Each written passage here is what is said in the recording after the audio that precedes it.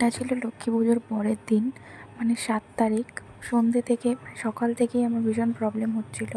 আমি এখন সন্ধ্যেবেলা ডক্টরকে ফোন করতে উনি অ্যাডমিট হতে বললেন আমাকে ইমিডিয়েট। তাই এখানে হসপিটাল ব্যাগ তো আমার রেডিই ছিল। আমি এখানে বাবুর জন্য ওয়েট করছিলাম, ও আসলেই বেরিয়ে যাব। তো এখানে যতটুকু পারছিলাম ক্যাপচার করছিলাম, কারণ এই মোমেন্টগুলো কী বলো তো, লাইফে ফিরে আসবে কি না জানি না, এটা আমাদের প্রথম মোমেন্ট। আমি এগুলোকে প্রত্যেকটা ক্যাপচার করার চেষ্টা করছিলাম। আর এখানে আমাদের প্রবলেম হয়ে গেছিলো একটু চাবি টাবি নিয়ে। তারপরে গাড়ি আসে, গাড়িতে করে আমাকে হসপিটালে নিয়ে যাওয়া হয়। তারপরে এখানে অ্যাডমিটও করানো হয় আমাকে, এবং রাত্রে আমাকে অবজারভেশনে রাখা হয়। তো এখানে আমার অক্সিজেন চলছিল, স্যালাইন চলছিল, অক্সিজেন চলছিল, আমাকে পুরোপুরি অবজারভেশনে রাখে। এবং রাত 1টার দিকে আমাকে ডক্টর ভিজিটে আসেন এবং আমাকে চেক আপ করে উনি একটা ডিসিশনে আসেন যে নেক্সট ডে আমাকে ওটি করবেন ইমিডিয়েট। তো সেই কারণেই আমাকে রাত্রে খাবার দিয়েছিল হসপিটাল থেকেই। ওখানেই হসপিটাল থেকে খাবার খেয়ে আমি সকালে মানে ওই রাত্রেই মা চলে এসেছিলো এবং আমার মামামও ছিল। আর আমি শুধু ওয়েট করছিলাম, মনের ভেতরে প্রচণ্ড ভয় আর টেনশন নিয়ে, যেহেতু বাবুকে ওখানে ঢুকতে দিচ্ছিল না, জেনারেল বেডে ছিলাম। তো ওখানে বাবুকে ঢুকতে দিচ্ছিল না, আমার প্রচণ্ড নার্ভাস ফিল হচ্ছিলো, আমি কান্নাকাটি করছিলাম। আর ওখানে নিজেকে খুব স্টেবল রাখার চেষ্টা করছিলাম, বাট তারপরেও কোনোভাবেই কিছু হচ্ছিল না। তো মা আর মাম্মাম এখানে ছিল বসে, তাদের সাথে একটু গল্প করে একটু কথা বলে ঠিকঠাক করার চেষ্টা করছিলাম যাতে একটু ঠিকঠাক হতে পারি। বাট কোনোভাবেই কিছু হচ্ছিল না, রাত্রে প্রচুর প্রবলেম হয়েছে। আর এখন দেখো, এখন সকাল ভোর প্রায় 5টা 26, 5টা থেকে আমাকে বলেছিল যে কোনো রকম জল বা কিছু খাওয়া যাবে না। শেষ খুলে গেছে।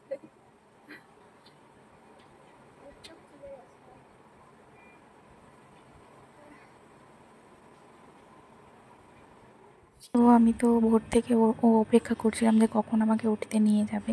তো এখানে আমি অপেক্ষা করতেই থাকছি। আমি জানি না এখন আমি কি বলছি, বাট যত টাইম এগিয়ে আসছিলো তত আমার নার্ভাস ফিল হচ্ছিলো, তত আমার আরও বেশি করে খারাপ লাগছিলো, কান্নাকাটি করছিলাম।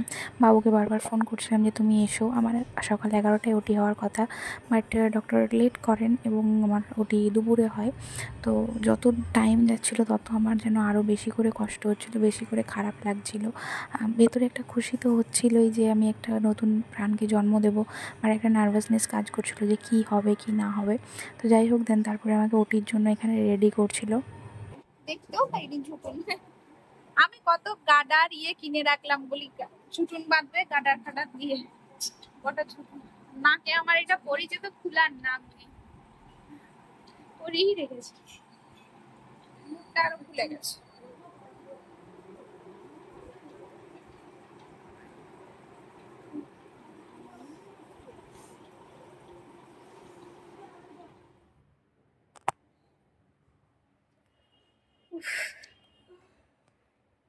বোন বলছে জিজুকে ঢুকতে দেয়নি, রূপসাও বলছে, বোনও বলছে বোন জিজুকে ঢুকতে দেয়নি, তোর ব্লগ কে করে দিবে। আমি বলি আমি যতটা পারবো করবো, তাহলে তোর ব্লগ কে করবে। এই যে আমার জেনারেল বেড থেকে কেবিন দিয়েছে, ছোট্ট কেবিন। এই যে এখানে আমি, আমার স্যালাইন, মনিটর, আর ওইখানে থাকবে আমার পুচু। এই যে আমার মা,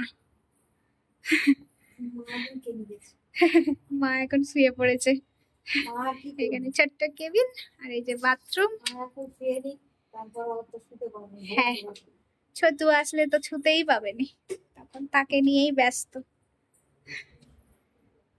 এখানে থাকবে। কটা বাচ্চা? টাইম 10টা 10:30 মনে হয়, 10টা 12। আমাকে নিয়ে যাবে কটায়? 11টায়। 11টায় নিয়ে যাবে। আমার বর এখনো আসেনি, সে তার কাজের শেষ আছে, সে আসবে, ছিল করে নিত না, আসবে, সব আসবে। বাবা আর প্রাণ আছে। যত টাইম এগিয়ে আসছে তত খুশিও লাগছে, ভয়ও লাগছে, কি যে হচ্ছে। এরপর আর কথা বলতে পারবো না, এখনই বলে দিই আর কি। আমি এখানে রাঙামাটি, সেই স্কুলে যাওয়ার সময় তুমি বেঁধে দিতে মনে আছে দোলো খোপা, সেই সেই সেই করে দিয়েছে, এই যে গুলুর গুলুর, এদিকে একটি এদিকে একটি।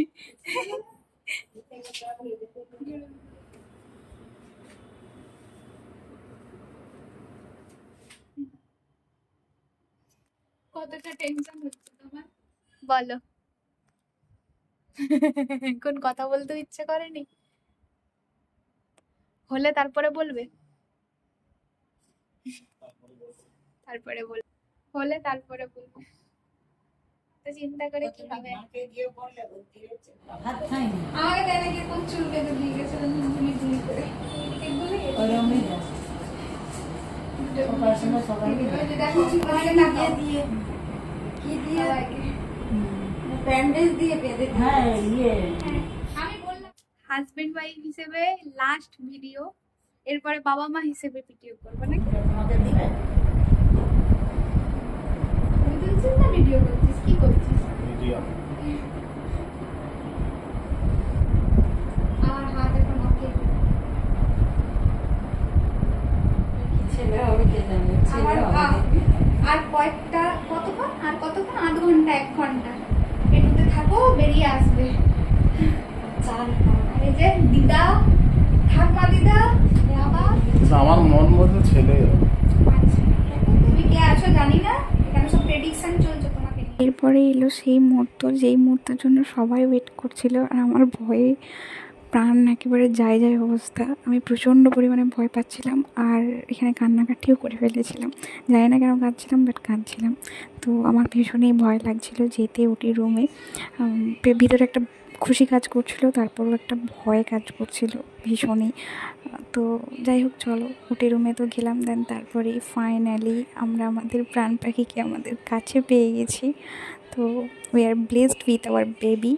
সবাই ওর জন্য প্রে করো, ও যেন ভালো থাকে, সুস্থ থাকে এবং